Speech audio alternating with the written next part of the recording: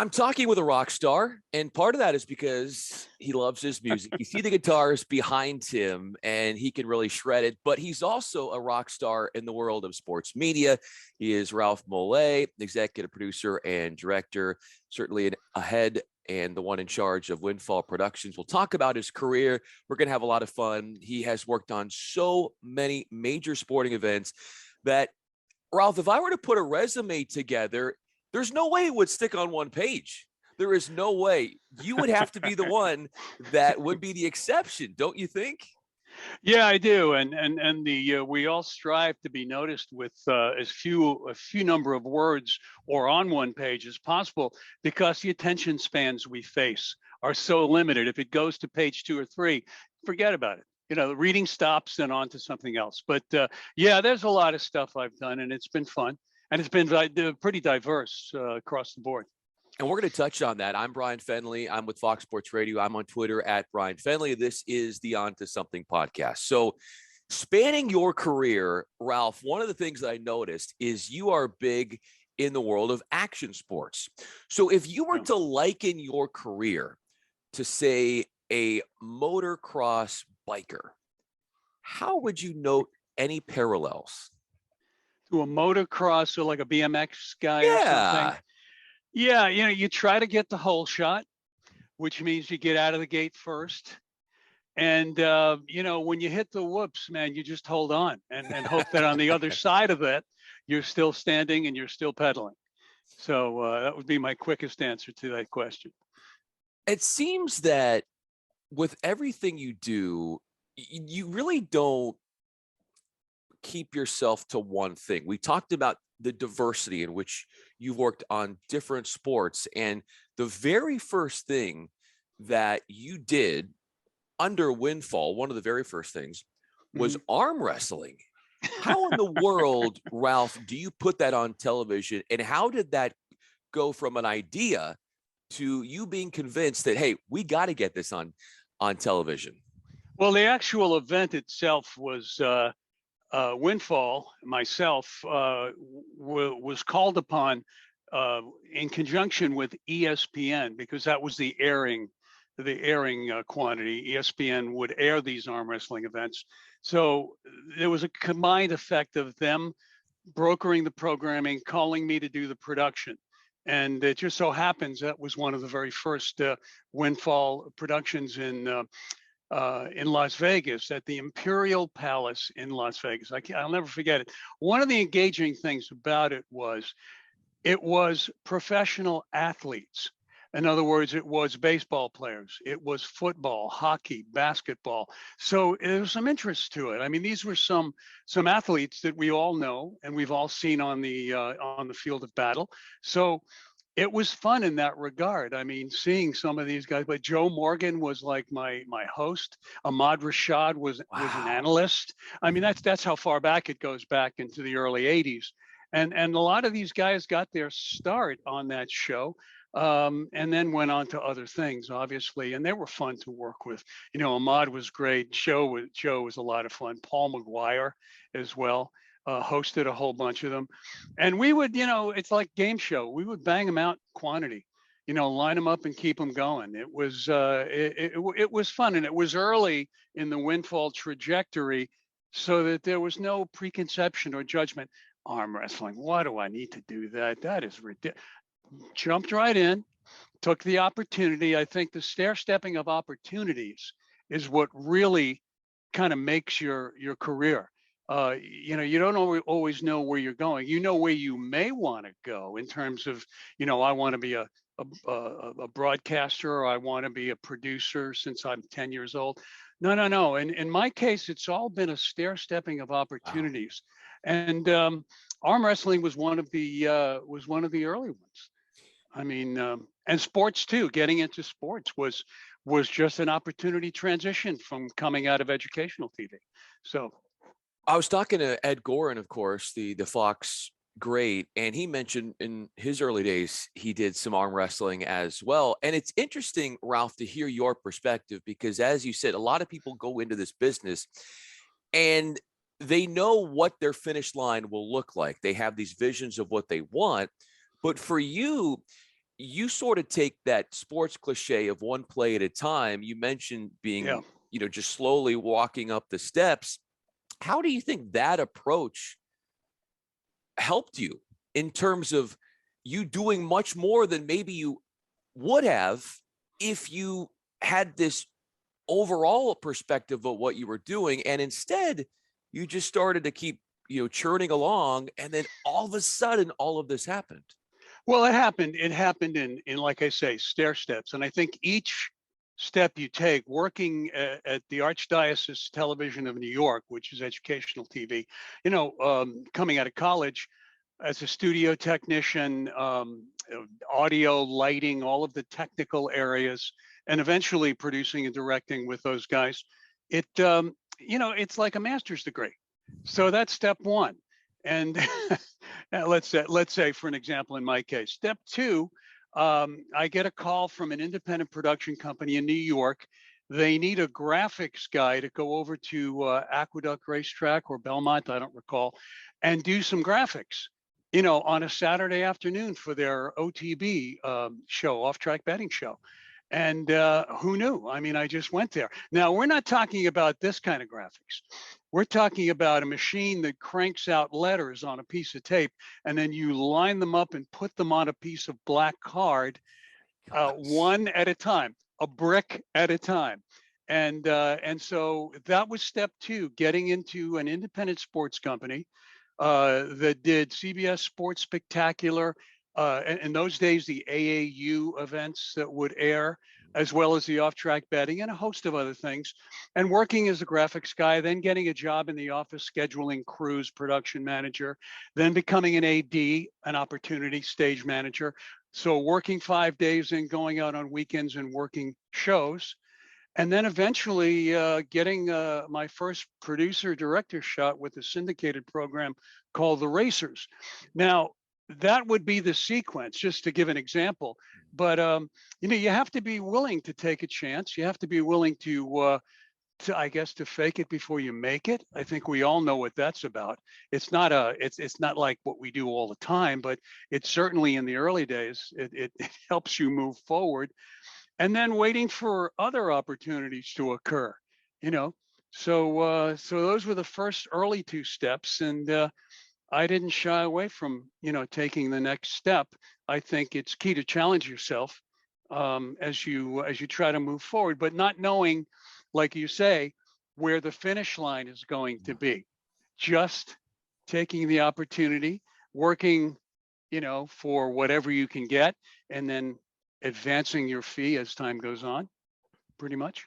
I think that's an underrated, underappreciated approach, because in that way, you ultimately, Ralph, and you look at your career, you never limited yourself. Some people, they go into it and they think, I'm going to do this, and they might get there, but there's so much more they could do, which they don't do because they don't have your approach. We're joined by Ralph Mollet. I'm Bryan Fenley. And as you look at the early parts of your career and you being open to challenging yourself in a variety of different ways, then the challenge came when ESPN came into the picture for you. And what did they see Right. out of you that gave them the confidence that you were someone they wanted to work for and work with and to groom and grow over the years? Well, prior to ESPN, I mentioned the Racers. There was another series, World Championship Tennis. Now, you're a tennis guy. Yeah, I like tennis. Do you Yeah. remember World Championship Tennis? Names like Rod Laver, Ken Rosewall, Cliff Drysdale even swung a racket back in Oh those my days. gosh. Yeah. Well, what I did a syndicated series with WCT along the time I was doing the Racers while I was still working with Marvin Sugarman. So when ESPN started, they were 24 hours groping for programming everywhere and anywhere they Yeah. could find it. And the guys at WCT, who I knew well out of Dallas and had worked hours and hours and multiple years of syndication, were bringing WCT over to ESPN. There's another stair step, another Wow. overlap. So that's how I basically got hooked up with ESPN through the WCT connection, Ah. and produced and directed a lion's share of their early events, which were mainly domestic events, but we did some over in Europe too. There was a series that went over to Europe. Um, so that would have been my very first event with ESPN, WCT. However, the first event I ever did was Davis Cup tennis. That's right. Being a tennis guy, I was building shelves on each side of my fireplace. The phone rings, Scotty Connell. Hey Ralph, could you get to Memphis? We got some Davis Cup. Put the tools away, and I ran out the door, and that was the beginning of a long association with ESPN. So you got to Memphis, you get the call, and I'm sure that you only had this really finite time to get everything set up. So how did it was slingshot time back in the early days. It was like, guerrilla TV at its finest. And talk about challenges, and talking about, challenging your patience, your personality, and your ability to solve problems quickly with, some of the regular tools that we're used to using, little TV mobile units, cameras, etc. Crews that are picked up on the fly. I don't think back in the early 80s there were enough of those sharpened skills from crew members that eventually evolved over the years.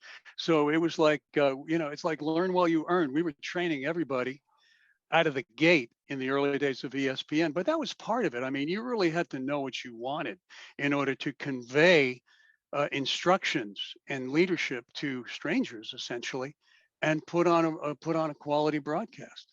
Luckily, most of the talent that was selected in the early days of WCT, Cliff Drysdale, of course, Jim Simpson, a monster of play-by-play guys in his day. He was one of the greatest, and was really great to work with.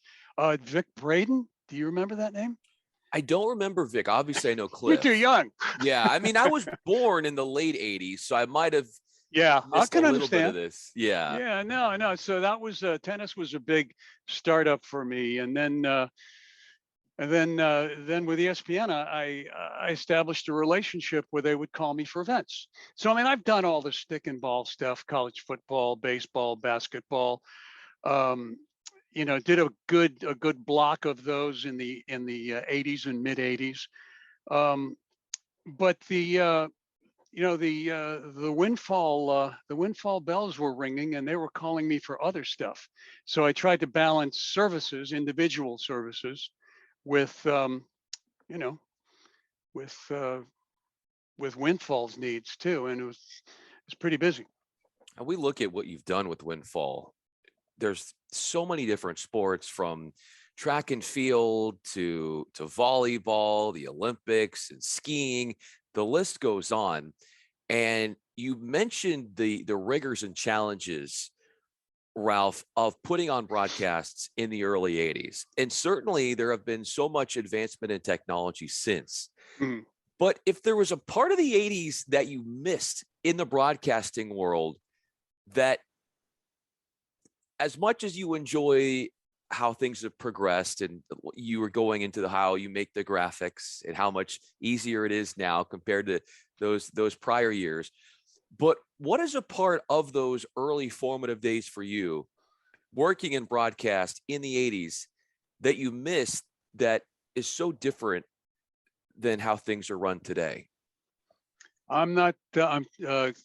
What did I miss in the early 80s? Like something about the broadcasting world in the 80s where the technology might not have been up to what it is today. Oh, naturally, and, yeah, and the way in which things were operating back then. And a lot of that stuff has probably gone away with how far technology has come. Oh, yes, indeed, indeed. Well, the early 80s cable television, I think, was the run and gun guerrilla base that I was talking about.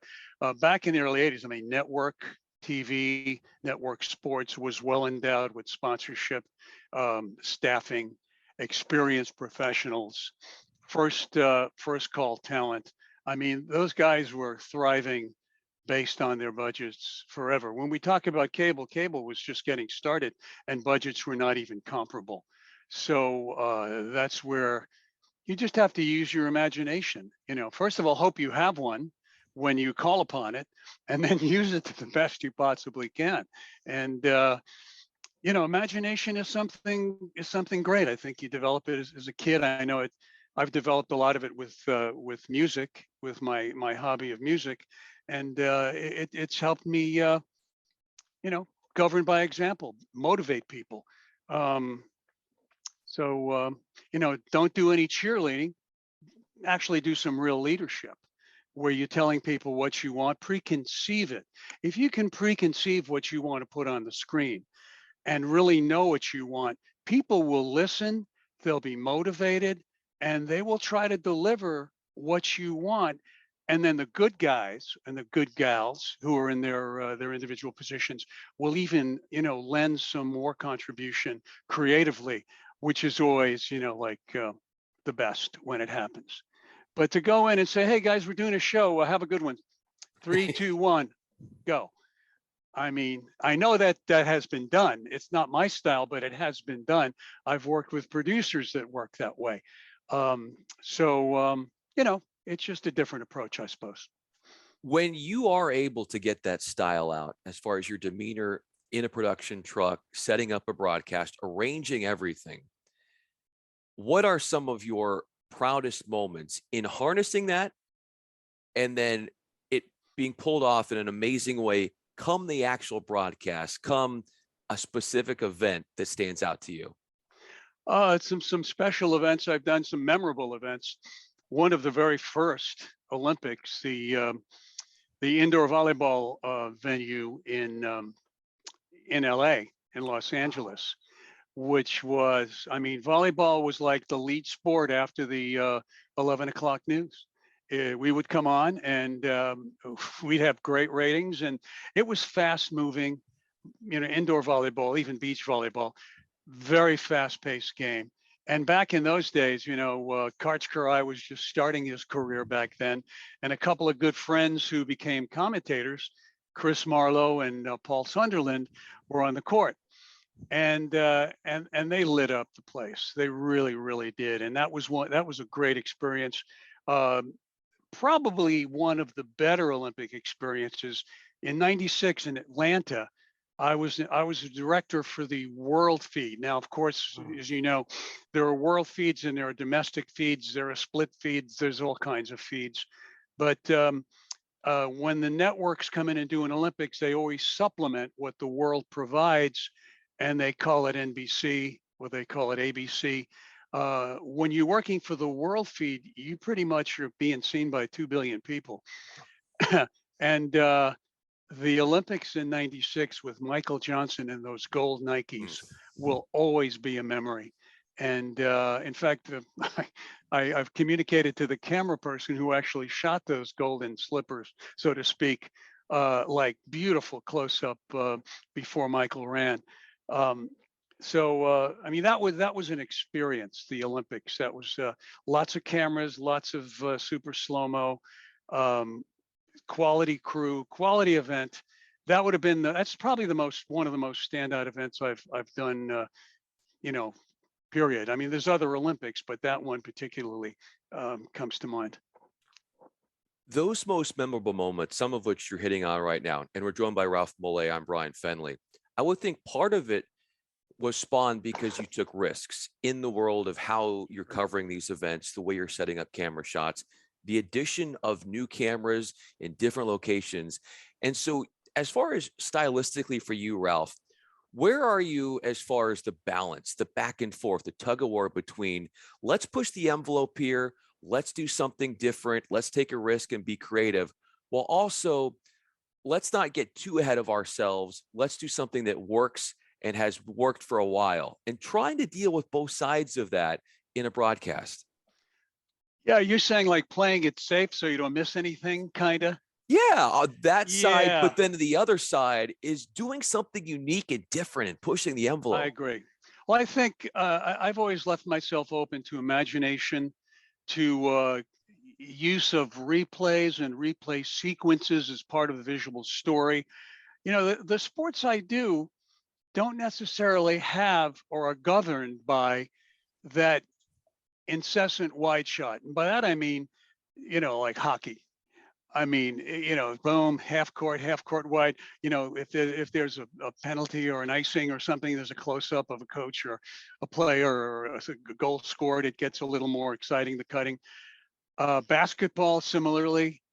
Um, Football different. Obviously, a lot going on. Baseball too, but the sports that I do, like track and field, for example. I mean, there's all kinds of shots you need. You got turns, you got straightaways, you got a start line, you got the motion in the blocks before the gun goes up. You have a lead change in the backstretch where going from your game camera with maybe a half a dozen runners to a tight shot of the second place person literally passing the leader. I mean, you could stay on the six guys. That would be playing it safe. If you have a basketball heritage, you'd probably do that. But I would never hesitate to go close up to derive emotion and excitement from the moment. And that's not something where I represent the viewer, therefore I give the viewer what they want. I don't even think of the viewer, quite frankly. I'm taken in by the emotion of the event, by the commentary from the announcers, trying to follow what they're talking about too, as best I can. I'm talking as a director too. I kind of intertwine both roles. But yeah, I do take chances and try different things constantly. You know, and with replay sequences, for example, I mean, finish line, you know, 30 meters before the finish, boom, boom, boom, freeze it on the tape. That's the guy who won. Well, we just saw the guy who won. How did how did he or she come out of the blocks, for starters? Let's take a look at that. How did they get what we call the break line? You know, when they're running in lanes and then they break to the inside pole and then the whole group goes around the track from the inside as opposed to running in lanes. What was that look like? And then we'll look at the finish. And God, if there's celebration at the end, emotion, and there is often, I know in track and field, screaming, yelling, fist pumping, coaches running out, whatever, teammates hugging. That's very important to what we do. And the sports that I do is it becomes more of an emphasis than an option. So I've done a little bit of stick and ball. You know, I don't even watch that stuff on TV. I don't even watch sports. I watch like Netflix, Prime, movies, music documentaries, stuff like that.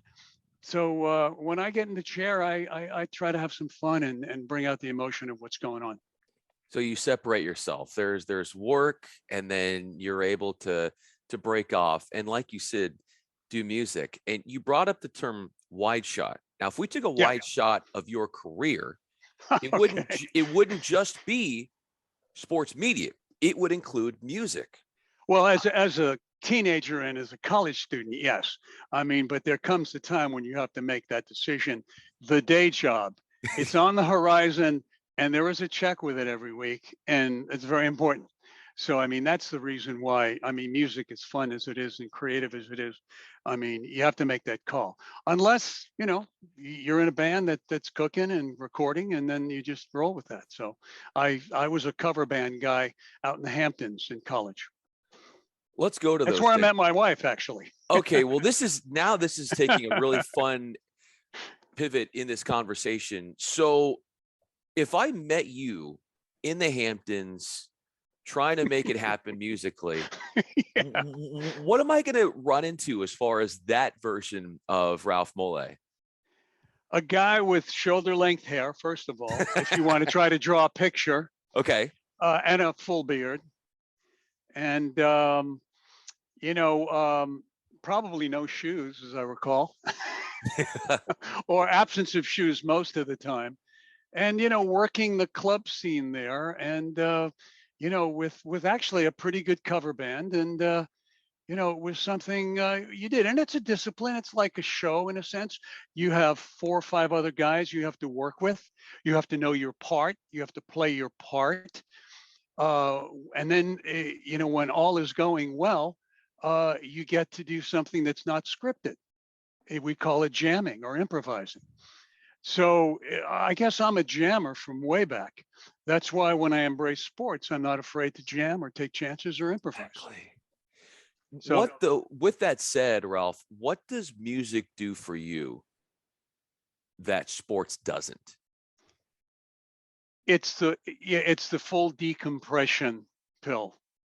It's the full decompression pill. You know, when you've either had enough or you're looking for something different, you pick up the guitar. Now, what the great thing is with digital, since the pandemic, during the pandemic era, a whole bunch of music programmers and software programmers created online services where I can literally connect to a session with people I don't know.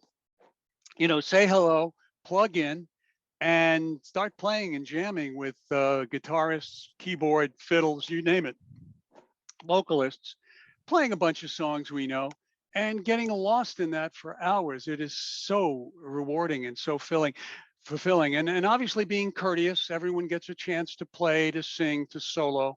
So that evolution during the pandemic of online music collaboration sessions, etc., was great fun for me. And I still do it whenever I can. You know, there are times when you're busy and you can't, but knowing that it's there, it's something you can go to. You know, I guess that's like having the boys over for football on Sunday and trashing the living room with popcorn, beer, and chicken wings. No, I keep it clean. I just pick up my guitar and go online. But as So far as sports watching and sports viewership, you know, with the exception of World Series, Super Bowl, you know, big championship moments, some Olympics, I really do not spend time in front of the TV. I did in the 80s learning by watching other producers and directors do their thing. And, you know, like the greatest compliment, you know, is imitation. yeah, So you learn a lot in TV. That's a good thing. And that's also there's a life extinction on our on our value based on, you know, the next generation copying what you do and maybe adding something and doing it better. And that's going to happen. That's just the evolution of talent, business, life, competition. So you know, in those days I watched for learning. Now I don't really watch a whole lot of sports. Even the weird stuff like axe throwing, you won't get me on that channel. I won't get you on the axe throwing, but you've done it all. And as many instruments as you can play musically, it translates right into the production room, because all the bells and whistles and all the instruments that you fit and you're well versed in, it shows in the world of sports media as well. And in a way, it's a different version of a band, you know, when you're working with a team production wise. So there's the other part of that, which who knows how much of those days when you're at the Hamptons, jamming on that guitar, working with people, putting on a production, how much that might have influenced the career that Well, you go for it. yeah, I think that's a great analogy, and I think it applies. But I think just the appreciation of music, having studied it, taken lessons, having played in multiple bands, you know, you got to get along. You got to get along with people, and there was the series of local bands breaking up. Oh, I can't stand that organ player. Man, that drummer, he's banging so loud, I can't hear what I'm doing.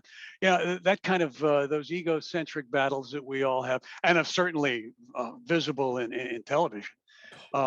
Those are things you navigate. You navigate, and in music, you know, it was fun back then, and you meet a lot of new people in both music and in television. So, you know, it's just a decision you make. I mean, and again, the stair stepping. When I left the music in a cover band world, I saw the reality of that. When I had to sell my Gibson Firebird and my Fender Twin Reverb to pay the rent back in 70 something, I realized, you know, I better start thinking about doing something. I mean, I studied TV at Queens College, film and TV, so I had some experience in studio production there. So I made that step into the business. I don't regret it, but keeping it as a hobby, it's a good thing. It's a good therapeutic thing for yourself, I think. Just like people who play golf, you know, golf for a lot of guys. In our business, there's a lot of golfers, and you know, and in sports, you know, guys who swing bats and sticks and They love to swing that golf club. Yes. You know, Let me leave you with this. My final question, Ralph Mollet is sure. with me. I'm Bryan Fenley.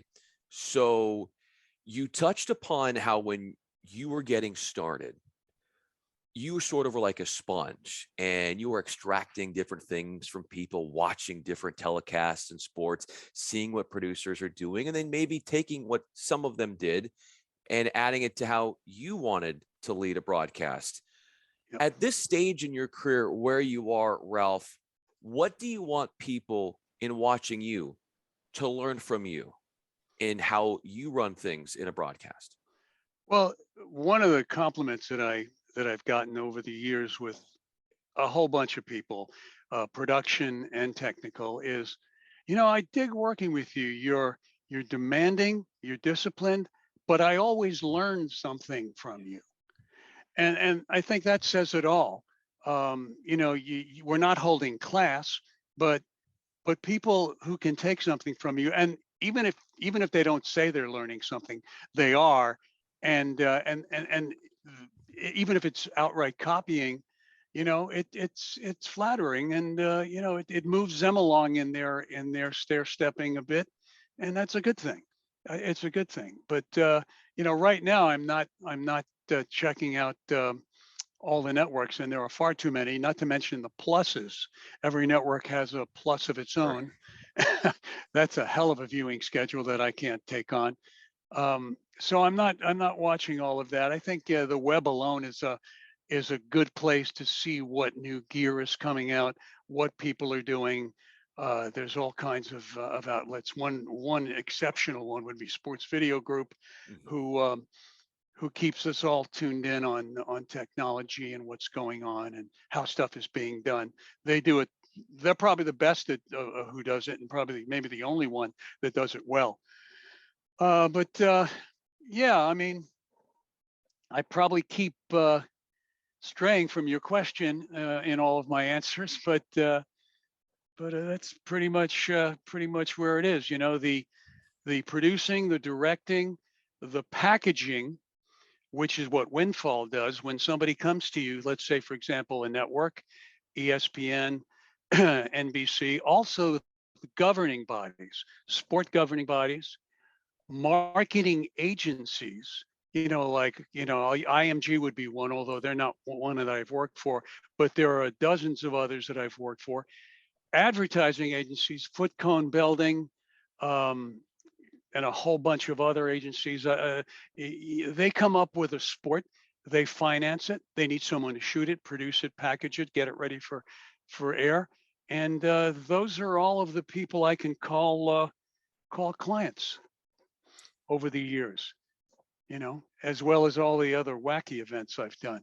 We haven't touched upon them. We mentioned action sports, but boy, there's some other crazy events that have gone down. I want to hit on those. Let's do this again. I want to get Okay. into that, get into the eclectic version of what you've done in the Okay. zany Sure. world of sports. So we're going to do this. We're going to make this a part two. Ralph Mollet, I'm Bryan Fenley. You talk about people who are called upon. Whenever they call upon you, you deliver in the clutch. That's what you've done, and that's what your resume has shown. And I'm so grateful for a couple minutes of your time to come on and share your story. And this is only part one, so we've got a ton more storytelling from you that I expect in part two. But Ralph, really appreciate you making it happen, man. This was a lot of Hey, fun. thank you very much. And part two is a great thing in the television business. Knowing that you've been renewed Yes. is always great news. So part two, I really look forward to.